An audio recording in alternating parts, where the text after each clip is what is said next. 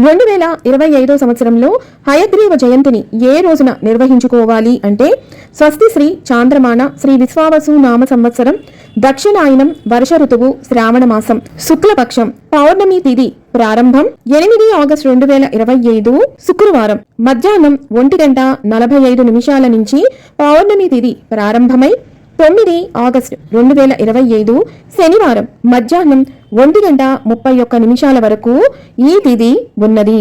హయగ్రీవ జయంతిని నిర్వహించుకోవాల్సిన తేదీ 9 ఆగస్టు 2025 శనివారం రోజున.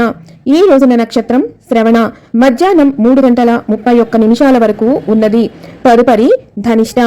హయగ్రీవుని పూజను నిర్వహించుకోవటానికి శుభ సమయం ఉదయం 7:37 నుండి ఉదయం 9 లోపు.